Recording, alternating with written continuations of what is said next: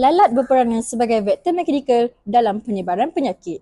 Lalat akan membawa bakteria dan virus hinggap di kaki, bulu dan permukaan badannya apabila hinggap di tempat yang tercemar. Setelah itu, lalat akan hinggap di makanan lain atau permukaan lain dan akan memindahkan mikroorganisma dan akan menyebabkan keracunan makanan. Hal ini akan mendatangkan pelbagai jenis penyakit seperti kolera, typhoid dan disentri. Morfologi lalat. Lalat merupakan serangga yang mempunyai struktur badan yang terbahagi kepada 3 bahagian utama, iaitu bahagian utama iaitu kepala, toraks dan abdomen. Lalat juga mempunyai 6 kaki dan sepasang sayap. Pada bahagian abdomen pula, ia berfungsi dalam proses pencernaan dan bahagian pembiakan.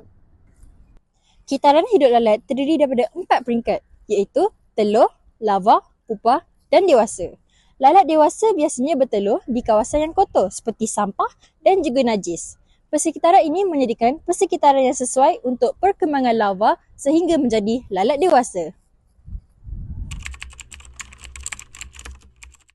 Kehadiran lalat yang banyak di kawasan awam seperti tapak pelupusan sampah, pasar, premis makanan dan kawasan perumahan dan ladang boleh menimbulkan rasa tidak selesa, mengganggu aktiviti harian serta mencemarkan imej kebersihan kawasan tersebut.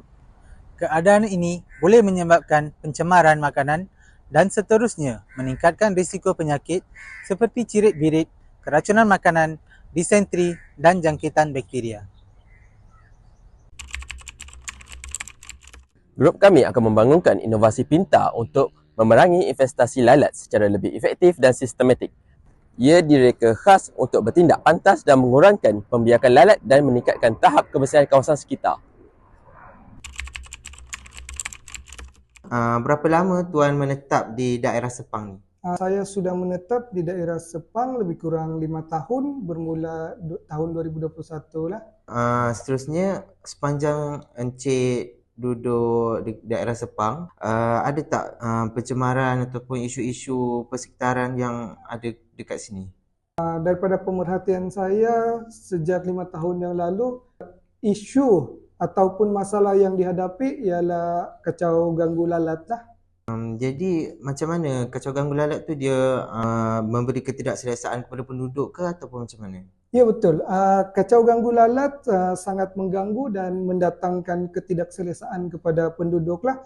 Kehadiran lalat yang banyak boleh menjejaskan kebersihan, kesihatan serta keselesaan harian lah, terutama ketika menyediakan makanan. Biasanya dari mana berlakunya punca kacau ganggu lalat ni? Kebiasaannya, kacau ganggu lalat ni berpunca daripada kawasan Pasar Basah lah, ataupun daripada longgokan-longgokan pembuangan sampah yang tidak teratur lah di kawasan sekitar premis-premis. Faktor utama yang mendorong kepada populasi lalat di satu-satu lokaliti pada pendapat saya adalah kehadiran tempat pembiakan dia lah. Maksudnya kalau ada tempat pembiakan untuk mana-mana jenis serangga pun, kalau ada tempat pembiakannya maksudnya adalah kehadiran lalatnya. Dan lalat ni dia suka tempat-tempat yang macam lembap, tempat yang ada sisa-sisa domestik, tempat yang ada sisa makanan, ada bangkai, ada najis. Jadi dia suka tempat-tempat begini.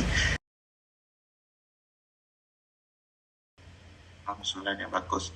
Soalan kita sentiasa kalau kita dengar lalat kita akan lebih risau pasal penyakit lah pertamanya lah kan, sebab lalat ni membawa pelbagai jenis penyakit macam disentri, kolera, keracunan makanan, gastroenteritis begitulah.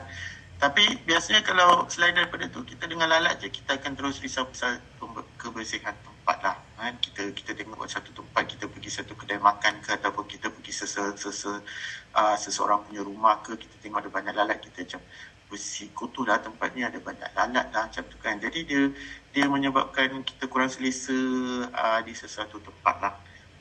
Dan sama juga seperti tempat yang kita pergi makan lah biasanya kan, kalau kita jumpa banyak lalat kita akan risau lah. Jadi benda tu akan menjejaskan image, tapi eventually kalau kita tengok apakah yang mendorong kepada semua ni adalah kita risau sebab kita dapat penyakit. Jadi penyakit lah kita punya risau kita yang pertama. Kedua baru kebersihan.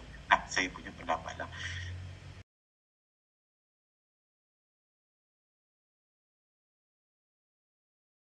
Ada pelbagai langkah daripada segi KKM lain kita ambil untuk menangani isu ni lah. Lalat ni bukan benda isu baru kan, daripada kita zaman-zaman kita memang negara yang panas, jadi kehadiran lalat tu tetap akan ada. Jadi pendapat saya daripada segi kesihatan awam, my aspect is to from the kesihatan awam public health punya aspek lah kan. Kita lebih kena fokus kepada pertamanya kita kena fokus kepada health education lah. Maksudnya kita kena educate as many people, as many stakeholders as possible atas bagaimana kita nak elakkan pembiakan lalat. Apa cara untuk kita elakkan pembiakan lalat? What is causing the population of lalat di sesuatu tempat tu untuk banyaklah yang boleh menyebabkan wabak penyakit dan sebagainya. So first thing is health education lah. Second thing is source reduction. Source reduction ni maksudnya kawalan punca lah. Macam saya cakap tadi, kalau punca pembiakannya ada, jadi tetap serangganya akan ada. Jadi kalau kita menguruskan tempat pembiakan dia, kita eventually akan kurangkan dia punya pembiakan dia lah. Jadi kita kena fokus on source reduction. Maksudnya kita pelupusan sampah, cara pelupusan sampah yang betul, kita membersihkan tempat setiap seminggu sekali, kita kena pastikan tempat-tempat yang ada sampah-sampah ataupun sisa-sisa makanan domestik ke apa, kita kena pastikan kita bersihkan dia supaya kita dapat stok dia punya life cycle dia dalam seminggu sampai 10 hari lah. Dan lagi satu faktor is penguatkuasaan especially lah. Kalau tiada penguatkuasaan, maksudnya tiadalah perasaan takut atas penguatkuasaan lah kan. Biasanya kalau ada penguatkuasaan baru masyarakat pun takut. Jadi kita kena, kalau ada pembiakan ataupun sesuatu lokaliti itu ada banyak kehadiran lalat tu, kita boleh mengambil tindakan lah terhadap dia punya pemilik premis ataupun pemilik lokaliti itulah untuk kurangkan, untuk supaya kita boleh educate dia untuk mengambil langkah daripada segi kurangkan apa jugalah. Dan seterusnya saya rasa health education lah, 3 tu je lah. Saya rasa kira 3 faktor utama untuk kita elakkan kurangkan kehadiran lalat tu adalah daripada penguatkuasaan, health education and also source reduction lah. 3 factors yang penting lah. Kesimpulannya, isu lalat bukan merupakan isu yang boleh dipandang remeh. Akan tetapi, ia boleh membawa kepada suatu penyakit yang berbahaya yang berpunca daripada pengurusan sisa yang lemah dan persekitaran yang kotor. Pengurusan sampah yang betul dan pencegahan tempat pembiakan lalat amat penting bagi mengurangkan risiko penyebaran penyakit dan memastikan persekitaran yang bersih dan selamat.